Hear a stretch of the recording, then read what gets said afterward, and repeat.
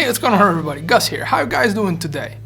So, new year, new stuff coming around, new interesting things to review and to discuss, and we're kicking it off with an IEM that I didn't expect to actually get to review this early in the year. I didn't even know I was going to be able to, but I wanted, and it came to the studio finally. So, we are going to talk today about these guys. These are the Thieaudio Legacy 3s. But before we go into that, I need to preface this whole review with a couple of things. One, Linsoul did send these out for review, and Thieaudio and Linsoul are basically the same company, one owns the other, something like that, but either way, Linsoul sent them to me for review, and they are allowing me to keep them, which is good, because otherwise I was going to have to steal them.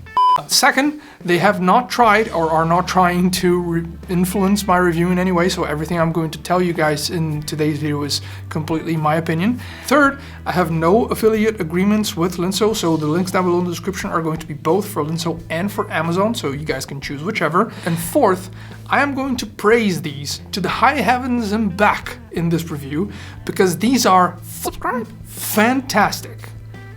There, that enough of an intro for you? Alright, let's get to it. Okay, so fantastic isn't something that you just dish out lightly. And I have said very, very good things about other budget IEMs like the Thieaudios, the Thieaudio Plus, and the Blondes, BL03s, BL05s. The BL01 review is almost out as well. And all of them are really good. And I told you guys that if you went for the Thieaudios, for example, for about 50 bucks, you would be okay below the $150 mark, because they perform really freaking well and they are exceptionally good IEMs that you should actually have in your collection, honestly. Them and the Blonde BL03s at least. But about that last part of the statement of those IEMs actually, you being okay up to $150, yeah, we're gonna have to backtrack that a little bit, because the Legacy 3s cost $120, and honestly, they are the best IEMs I have ever heard. But not only that, these are the Legacy 3s, and they already sound this good. I can only imagine what the other ones are going to be like. I'm probably not going to be able to understand that in my feeble human mind, and my brain's going to melt out of my skull. But hey, if your budget was tops $150, these are your new recommendation. Okay, so physically they are pretty simple, aside from this clockwork steampunk visual, which is, honestly, at least to me, it sounds classy in a top hat and monocle kind of way, but I like the way that it looks. It's definitely not subdued. It's not something that you're going to put on your ears and it's going to, fade away and not attract too much attention, but you can actually change the design of the butts. There are a ton of different options, and some of them are translucent, which would get you to be able to see stuff inside of the earbud, like for example here, where you can kind of see the drivers in there. By the way, there are 2 balanced armatures and 1 dynamic in there, but we're going to talk about the drivers in a little bit. But one thing that I didn't really expect was for them to be this light, because this polycarbonate shell is hollow. So these are actually really, really, really extremely light.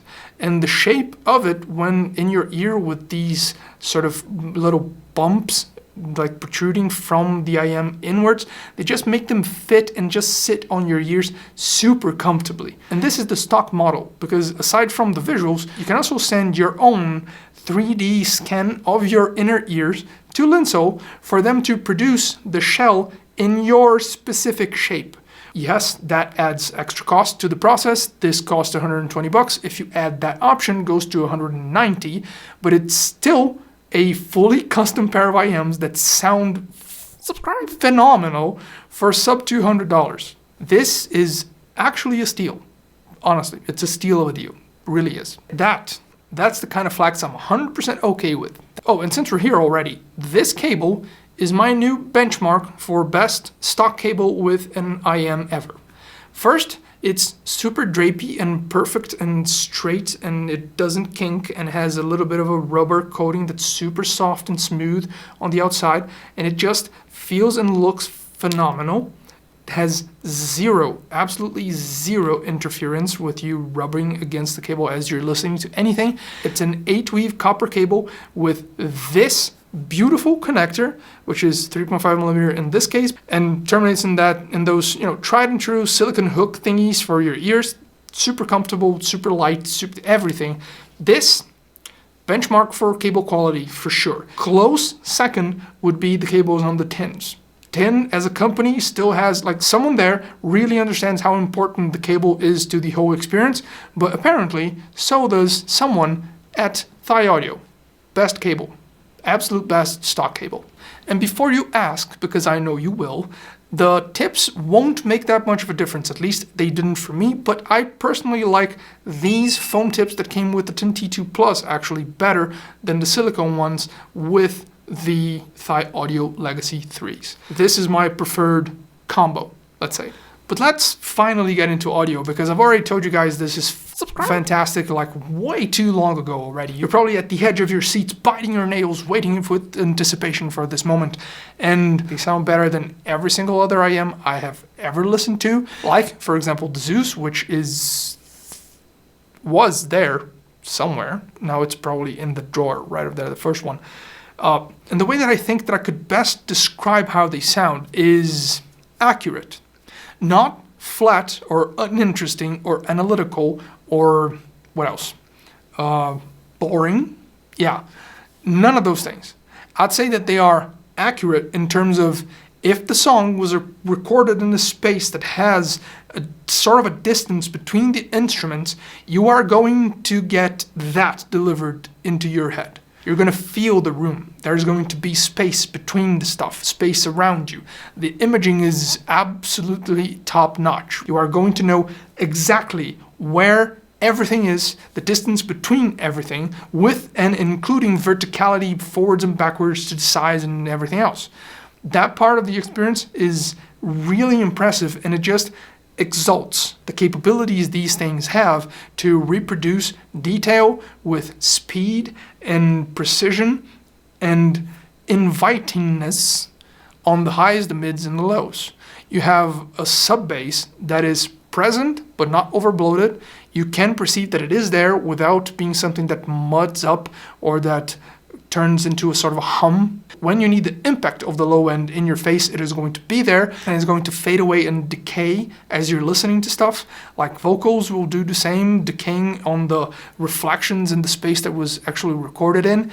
And it's a joy to listen to basically anything with them. I'd say that for those of you who have listened to the T2s and the Blonde BL03s, it would be the best of both worlds, but done 1,000 would be a bit too much. 100 times better. The best of what the Blondes can do in terms of soundstage, which on the Blondes is a bit artificial, and the best of what they can do in terms of low end, which in quantity is a little bit more than what you would get with the Legacy 3s, but in the level of detail, precision, control, and the quality of that bass, the actual, I actually prefer the Legacy 3s to the Blondes, and that invitingness and relaxed, more chilled vibe that the T2s bring to the table is exacerbated on the Legacy 3s by the fact that when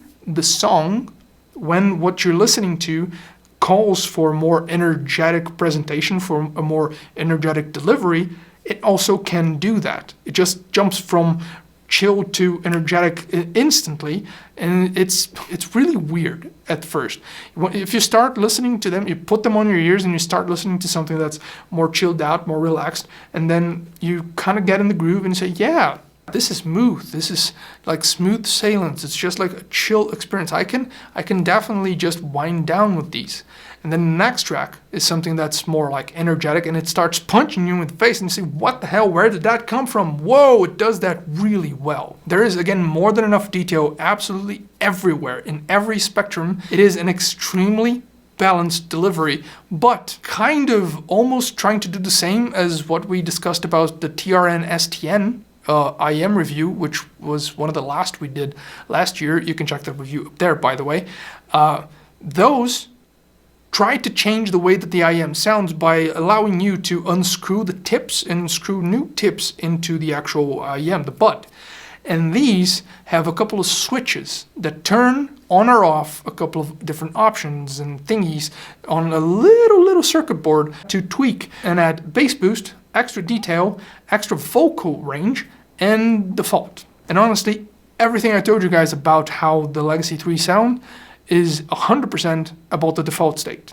Because I have never felt that I lacked for detail, I have never felt that I lacked for bass, and I have never felt that I lacked clarity in the vocals to be able to appreciate what was coming from the singer. That said, I would like to add one thing. Everything that I've just said, it's obviously biased to my own opinion. So I would actually suggest you guys to try and tinker with those things up and down. For certain genres of music, you might actually want them to have even more bass than what they already can deliver. So then the extra bass thing might come in handy for you. It didn't to me, but hey, personal preference, right?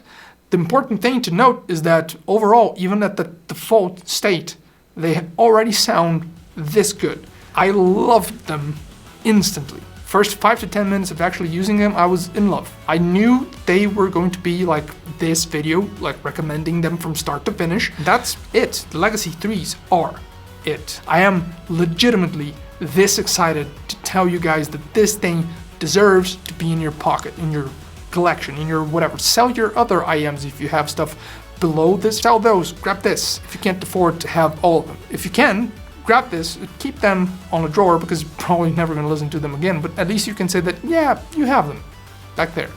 Backups. And that's been it. Hope you guys enjoyed the video, so like, subscribe, hit the bell, leave any comments or suggestions down below, and share and do everything, all those sorts of stuff. I really appreciate it. Thanks a lot for watching. This is Gus, and I'll catch you guys later.